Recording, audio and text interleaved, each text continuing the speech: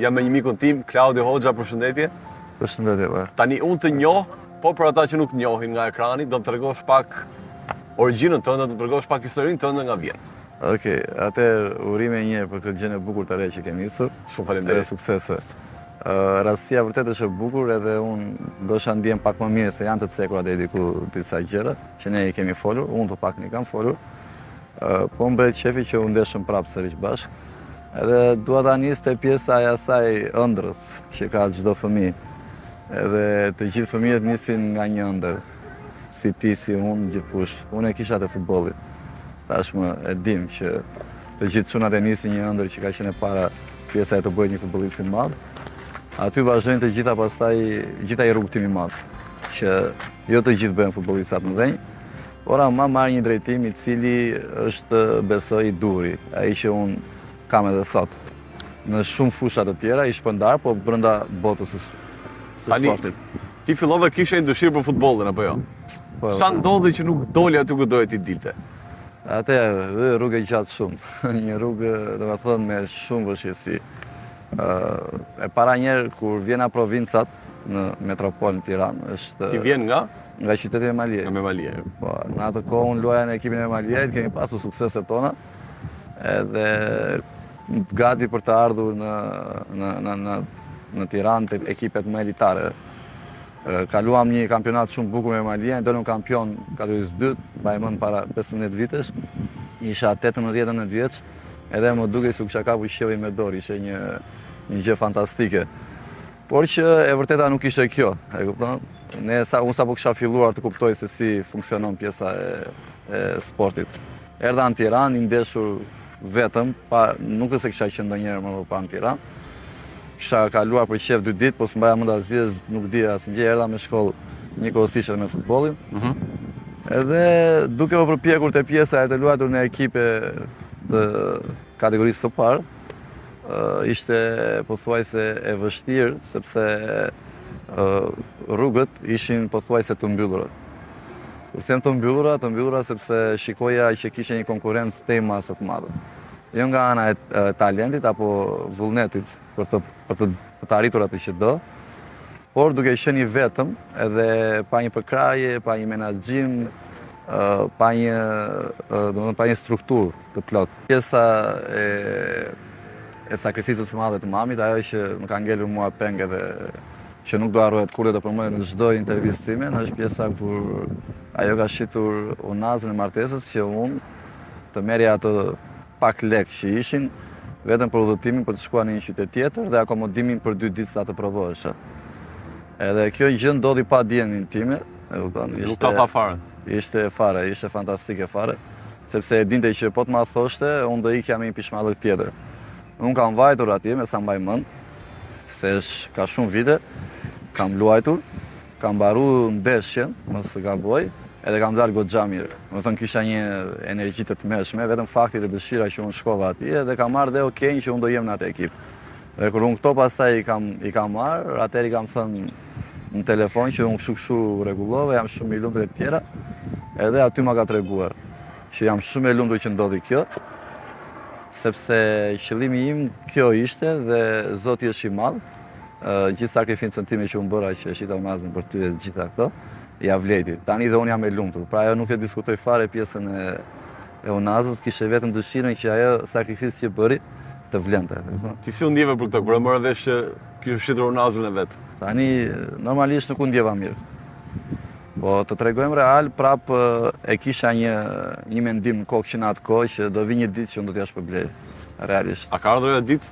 Ja ke kthyer? Shumë. Përveç unazës që ja kam kthyer edhe s'bet fjalë, sepse duhet jemi gjithë si që jemi në familje me gjërat tona, por ja kam kthyer më shumë me rrugën që unë kam ndjekur. Rrugën që ajo ka dashur të bërit një person i suksesshëm brenda familjes, një person i dashur për njerëzit, një person i cili mbi të gjitha ket karakter. Ty të pëlqen të qenit familjar, pra njëri që kalon kohë me familjen, njëri respektueshëm. Si është familja jote, më përshkruaj pak. Okej, në këto momente që flasim ne, unë kam arritur të krijoj një familje shumë bukur, vogël. Kam një gocë 6 vjeç, që quhet Diora, edhe djalin 3 vjeç, Dard.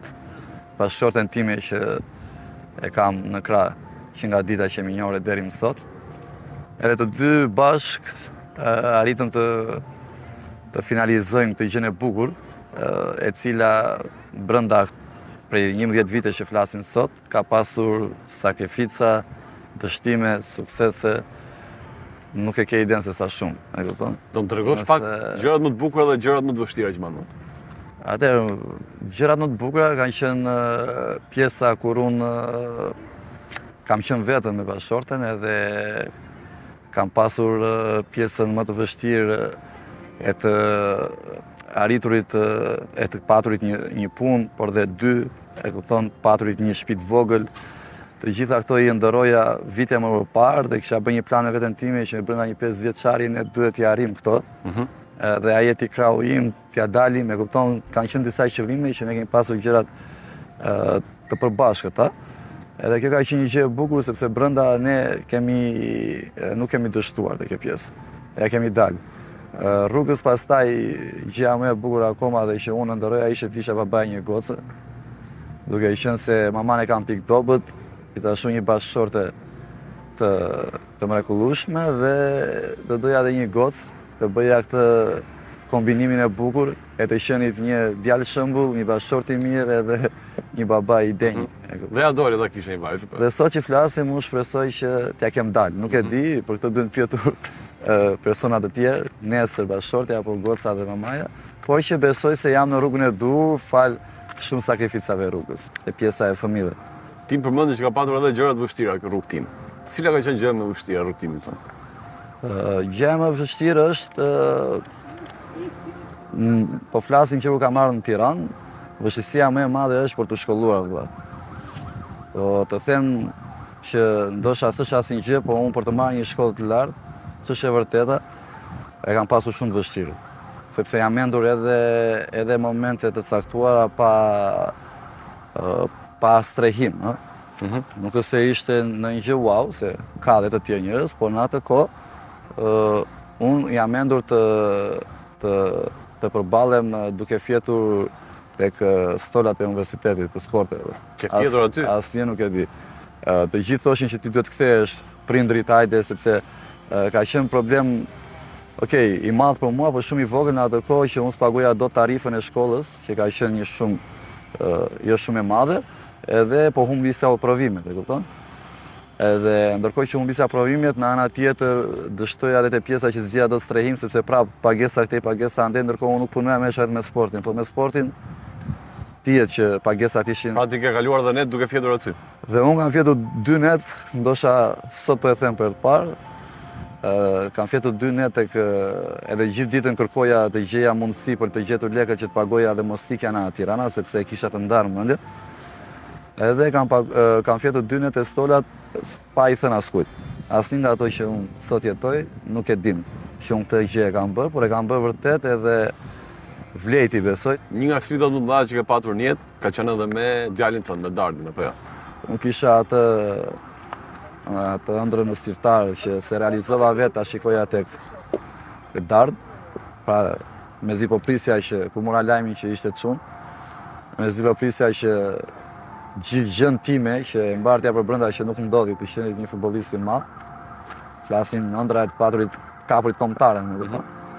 Ajo që nuk ndodhi dhe ndoroja gjithkohën gjatë gjithë atë 9 muaj të nuse se unë jetoja me këtë ëndrrën time që kur të dali do merrem me të, do ta stërvis unë, do t'i përkushtoja, do t'i ashtroj rrugën këtu, do bëj gjitha ças më kanë bërë mua, e kupton? Edhe të gjitha këto mbas lindjes së tij e urrëzuan, të gjitha nuk kishin më kuptim. Sepse mbas lindjes së Dard ne mësuam që pati një sëmundje gjenetike, e cila për ironi të fatit ishte pjesa e muskujve. Unë ndërkohë shërbeja gjithë popullit e të bërit muskuj sa më të mirë, sa më të fortë, sa më të shëndetshëm. Nga ana tjetër, një sfidë prapë e madhe te pjesa që po më priste e çunit. Si ishte ai momenti i parë kur e kuptove këtë gjë? Domethënë, mendove që doja dalë edhe kësaj? Të them të vërtetën, ka qenë tmerr kur i kujtoj tani ato ditë në gjethet mishi, sepse deri diku mendoj se i kemi lënë pas. Kanë qenë netët më të errta të mirë. Aty pastaj futet dhimbja, bashkohet bashkë me bashkëshorten time, jo vetëm. Edhe kemi kaluar net, nuk e di se sa nëpër spitale. Pra ne nuk e kemi marrë çunin në shtëpi, sepse na i mbajtën në inkubator, edhe nuk kemi lënë ditë e net pa gjumë, duke ndetur, duke fjetur nëpër dyert e spitalit. Kur i kujtoj tani janë tmerrë, edhe lut Zotin me shpirt që mos i kaloj asnjëri gjitha këtë gjë, sepse jo të gjithë i përballojnë. Unë des Zoti e pata fatin edhe mundësinë që të jemi fort, por gjithmonë duke falenderuar pjesën e gocës, që sa herë shifnim, shikonim që jeta ka kuptim, edhe pse po na ndodh kjo. Sepse të jemi realist, ishte shumë e vështirë fillimi. Fillimi nuk pranohet, çdo prind e ka këtë, por po jetove me pjesën e mos pranuarit atë gjën që ty të vret, ti nuk mund të arrish dot të korrësh suksesin e ta sjellit aty ku duhet. Edhe duke parë dhe raste pafund që nuk gjenin zgjidhje. Pa fajsuar askënd, e kupton? Edhe pa përmendur asgjë tjetër, thjesht doja të ndalesha dhe tek një situatë që unë tani e kam si hije para fytyrës time sa herë bëhet fjalë për këtë histori. Ka qenë kur na i kanë marrë një çunin në krah, edhe nuk kishim as një lloj mundësie tjetër t'i bënin një skaner, po aty nuk i bëj skaner sepse ishte shumë i vogël dhe shumë e rrezikshme. Edhe na kanë marrë mua dhe bashkëshortin, na kemi çuar poshtë në përca rrugica duke marrë në krah me oksigjen në dorë, një tmerr, e kupton? Që kush e shikon, domethënë fëmia ishte një plumb. Edhe kam vajtur aty dhe më kanë kërkuar ta mbaj djalin për atë moment në krah. Edhe e mbaj mund si tani isha i shokuar fare dhe i ngrirë. Kur ma lanë dhe më thanë që shiko, ti do rish këtu sepse je babai dhe ne do t'i bëjmë një skaner, po është rrezikshmëri, nëse fëmia nxjihet, na njofto. Në momentin që më dhanë këtë, unë prap ngela pa merak, e kupton, sepse kisha hallin të bëj skaner të dinin çfarë kishim. Ndërkohë, fëmia lëvizte, sepse ishte fëmijë që lëviz shumë, edhe është akoma, edhe vjen infermierja i bën një dozë tjetër, çaj quhen ato të qetësimit, që mos lëvizi, sepse po lëvizje nuk e kapte, edhe si duket kaloi në mbi dozë, edhe fëmia në atë moment nxihet vëlla dhe nuk e di, se imagjinoj dot se çka kam parë në duar. Edhe vetëm kur vin me vrap to bërtasin, ma majna dora edhe ka qenë të mëshme, dhe dola jashtë dera vetëm bërtisja dhe thosha vetëm fjalën Zot kam përmendur, asnjë gjë tjetër. Të lutem ki mëshirë për mua, e kupton, e doja shumë atë gjë. Edhe bërtisja olorisja te dera e spitalit, ndërkohë kisha bashkëshorten aty që më jepte forcë sepse se kisha parë fare skenën, edhe mendova aty në ato moment sikur e kisha humbur vëlla. Realisht ishte një ndjenjë e tmerrshme fare. Dhe pastaj mbas 5 minutash fat des Zoti prap, sepse unë jam shumë i sprovuar dhe në këtë botë ka Zot edhe është kjo gjë është e sigurt, edhe kur don Zoti asnjë gjë nuk ndal dot. Ato e kthyn prap në gjendjen e mëparshme. Edhe aty jam liru goxha sepse mendoja e quaja edhe veten fajtore, kupton që ngriva dhe nuk reagova dot. Edhe kjo është një gjë që më ka ngelur në mendje dhe nuk e harroj dot në ajo histori. Mendoj dhe ndërroj prap që një ditë të bie në atë qetësinë time, në ato dëshirat e mia, po gjitha këto duke i kaluar tek ëndrat e mia te fëmijët e mi. Pra e vetmja gjë që uroj tani dhe ngushëlloj veten është gjithçka që kam bërë, gjithçka që kemi bërë bashkë me bashkëshorten, gjitha këto të jenë të mira për fëmijët tanë. Ajo ëndër që ne kemi të dy si unë si bashkëshortja, edhe shumë njerëz familjes është që të jetë ai në këmbë. Pra nëse një ditë unë do ta shoh në këmbë, aty pastaj misioni im është i përmbushur. Pra, i vetmi defekt dhe problem që ne kemi, në këto momente që flasim, është që dardh një ditë të bëhet personi i Zotit i vetes.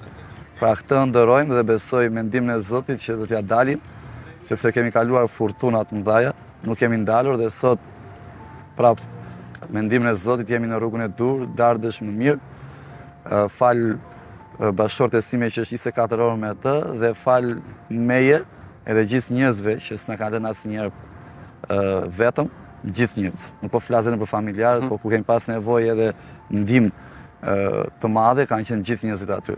nuk e di, gjithë njerëzit që mua më njohin, gjithë njerëzit e familjes tonë, gjithë njerëzit e bashkëshortes, na kanë qenë pranë edhe kanë qenë ditët më të vështira ku ne kemi pas nevojë dhe që ja kemi dalë të mos ta ndërpresim terapinë e Dardit, sepse ka realisht shpenzime të papara.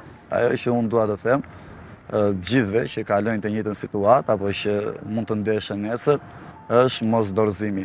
Në momenti që dorëzohesh, aty ka humbur betejë, aty ka humbur ëndra, aty ka humbur shpresa, kanë humbur gjitha dhe mbi të gjitha këto janë punët e Zotit dhe çfarë Zoti na sjell ne duhet ta presim, me kënaqësi dhe t'i përballim, sepse Zoti e din ku t'ja jep sprovën dhe ta jep me një qëllim. Pra duke të motivuar dhe duke të thënë që ti je ai ose ju jeni ata që unë kam zgjedhur dhe t'ja dini mban, besoni në Zot shumë, sepse është shumë i madh Zoti, mos u ankoni për gjëra shumë të vogla, sepse e nesërmja nuk dihet kur, por shijojeni në maksimum çdo gjë që ne na sjell, edhe të mundohemi të jemi mirënjohës i jetës. Klavio, të falenderoj shumë për këtë rrëfim tënd. Faleminderit juve, ishte kënaqësi. ¡Ándale!